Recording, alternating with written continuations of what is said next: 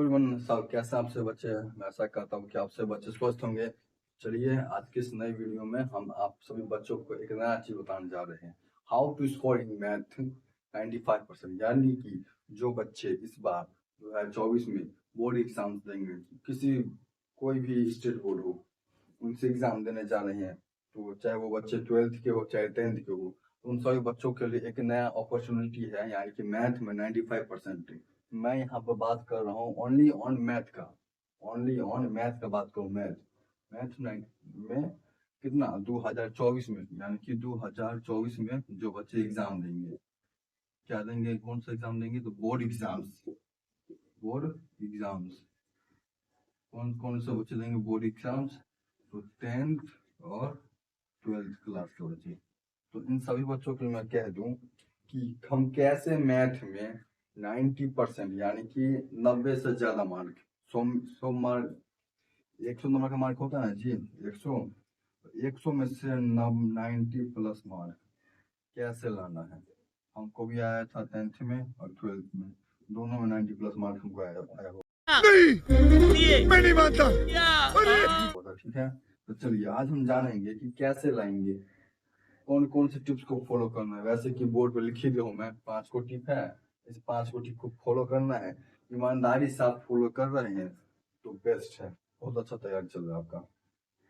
चलिए, 5 को टिप ऐसा जिसको देख करके पढ़ करके इसको फॉलो करने के बाद जो है आप अपने आप में आपको लगेगा कि नहीं, अब मैं कुछ अच्छा कर सकता हूँ।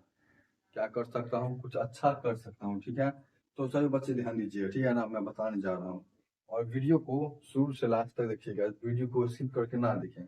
बहुत बच्चा क्या करता है, वीडियो को स्किप करने देखने लगता है। जब ये स्किप करके देखा कुछ नहीं समझेगा, गया तो गया, कोई काम का नहीं रहेगा। ठीक है ना। चलिए, पहला टिप 1 को देखते हैं, फुल सिलेबस कंप्लीट। यानी कि अगर आपको मैथ में 95% मार्क लाना है, 90 से ज्यादा मार्क लाना है, तो उसके लिए आपको क्या करना पड़ेगा, मैथ का फुल कंप्लीट सिलेबस आपको कंप्लीट करना होगा।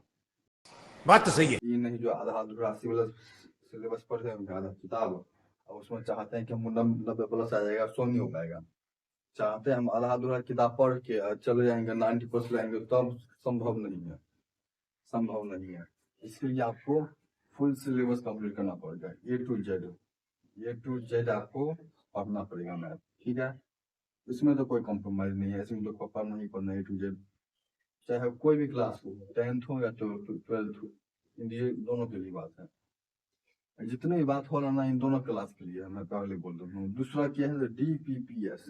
अब बहुत बच्चों को इसका मतलब नहीं समझ में आ रहा होगा। DPPS का मतलब है डेली प्रैक्टिस प्रॉब्लम सेट। यानी कि प्रॉब्लम सेट होता है ना जी, एक असाइनमेंट हर एक क्लास का होता है, एक अपना अपना असाइनमेंट होता है।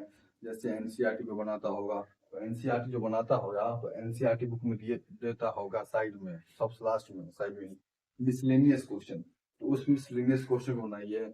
उसके बाद कोई प्राइवेट, यानी कि RS अग्रवाल, KC सिन्हा वगैरह वगैरह प्रकाशन का बुक बनाता है, तो उसको पीछे में ऑब्जेक्टिव तो बहुत सारा होगा, तो उसको बनाइए प्रैक्टिस, यानी कि उसी को बोलते हैं डेली प्रॉब्लम प्रैक्टिस सेट।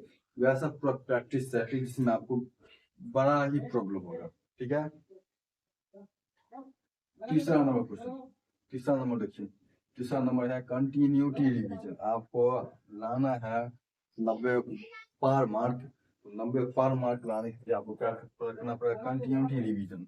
यानी कि डेली आपको 3 घंटा 4 घंटा टाइम देना पड़ेगा। डेली कितना घंटा, कम से कम 3 से 4 आवर आपको टाइम देना पड़ेगा। ठीक है, कंटिन्यूटी रिवीजन, कंटिन्यूटी रिवीजन रहेगा। डेली आप 3-4 घंटा रिवीजन करिए।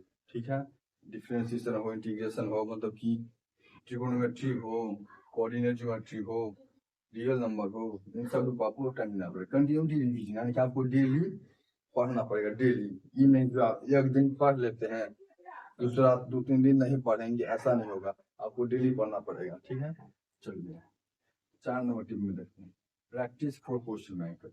आपको प्रैक्टिस के लिए करना पड़ेगा 10वां और 12th, यानी कि 10th और 12th दोनों का क्या आता है, क्वेश्चन बैंक आता है। क्वेश्चन बैंक खरीद लीजिए, ज्यादा नहीं, मात्र 100 रुपया में देता है। ठीक है, उसके बाद 4 नंबर में प्रैक्टिस फॉर क्वेश्चन, यानी कि आपको मैथ में अच्छा मार्क उठाना है ना, तो क्वेश्चन बैंक का पिछले 15 साल 16 साल, पिछले 15-16 साल का क्या करना है आपका। चलिए, प्रैक्टिस फॉर क्वेश्चन बैंक, ठीक है। Question practice for question bank, यानी कि आपको प्रैक्टिस करना पड़ेगा क्वेश्चन बैंक से। क्वेश्चन बैंक के पिछले 15-16 साल का क्वेश्चन बैंक उल्टाइए, उसमें ओनली ऑन मैथ का क्वेश्चन बैंक बनाइए, देखिए आपसे बन रहा है कि नहीं। नहीं बन रहा है तो दिक्कत वाली बात है, बन रहा है तो खुशी वाली बात है। क्या बन रहा है तो अच्छी वाली बात है, नहीं बन रहा है तो खुशी वाली बात है। 5 नंबर लिखिए, रिविजन फॉर्मूला। आपको टोटल 10th हो 12th हो, आप क्या कीजिए, एक पतला सा कॉपी बना लीजिए, 5 में कॉपी देता है वो बना लीजिए। उसमें क्या कीजिए, 10 मार्क का और 12th का, 10th और 12th का टोटल फॉर्मूला को उतार लीजिए, उसको याद कीजिए, रटिए, तब ये आपसे होगा। और डायरेक्ट ऑब्जेक्टिव में आपको 10th 12th आपको डायरेक्ट जो है फॉर्मूला पूछ लेता है ऑब्जेक्टिव में, बताइए साइन कॉस, साइन का डिफरेंशिएशन कितना होता है, कॉस का डिफरेंशिएशन इंटीग्रेशन डायरेक्ट पूछ देता है, फॉर्मूला डायरेक्ट पूछता है, तो आपको ये पढ़ना पड़ेगा। और ये सभी क्लास के लिए 10th और 12th दोनों के लिए रिवीजन फॉर्मूला, ये अगर आपको टाइट रहेगा तो इससे जो है 10 या 15 ऑब्जेक्टिव MCQ ऐसे ही बन जाएगा, ठीक है। ये आप करना पड़ेगा और आपको अच्छा मार्क लाना आपको करना ही पड़ेगा। अब जहाँ तक बात है एवरेज मार्क, देखिए 10th और 12th, मैं 10th का बात करता हूँ, उसमें एवरेज में मास लेवल क्वेश्चन कहाँ से पूछता है मैथ में, तो रियल नंबर से पूछता है और अलजेब्रा से पूछता है। अलजेब्रा में बहुपद के शून्य, गुणनखंड, ये सब। उसके बाद नियामक, ज्यामिति, कोऑर्डिनेट ज्योमेट्री, ट्रिगोनोमेट्री से बहुत क्वेश्चन पूछता है। ऑब्जेक्टिव हो मास लेवल में 5 नंबर में, 2 नंबर में और 1 नंबर में, ट्रिगोनोमेट्री से ज्यादा रहता है। तो आपको इतना क्वेश्चन को टाइट कर लेना है। 12 वार्ता की बात पूछ देगा, अंकड़ा पूछ देगा, डाटा पूछ देगा, इसी तरह। उसी तरह 12th में क्या होता है, मास लेवल। 12th का जो मैथ का एग्जाम होता है उसमें मास लेवल में सबसे ज्यादा क्वेश्चन जो है कैलकुलस से पूछा जाता है। यानी मैं नहीं मानता कि मान के चलिए आपका 100 नंबर का क्वेश्चन है, तो आपको फिक्स कर लीजिए 45 से लेकर के 50 क्वेश्चन जो है आपको कैलकुलस से ही रहेगा। कहाँ से रहेगा, कैलकुलस से रहेगा। कैलकुलस में डिफरेंशिएशन, इंटीग्रेशन, ये दो से तो बहुत ज्यादा रहता है। डिफरेंशिएशन और खासकर डिफरेंशिएशन और इंटीग्रेशन, ये दोनों एक दूसरे का अपोजिट है, ठीक है ना। ये दोनों से बहुत सारा क्वेश्चन पूछता है, बहुत सारा क्वेश्चन, ठीक है, बहुत सारा क्वेश्चन। इतना क्वेश्चन पूछे या आपको क्या कहें, बहुत क्वेश्चन पूछता है मास लेवल, ठीक है।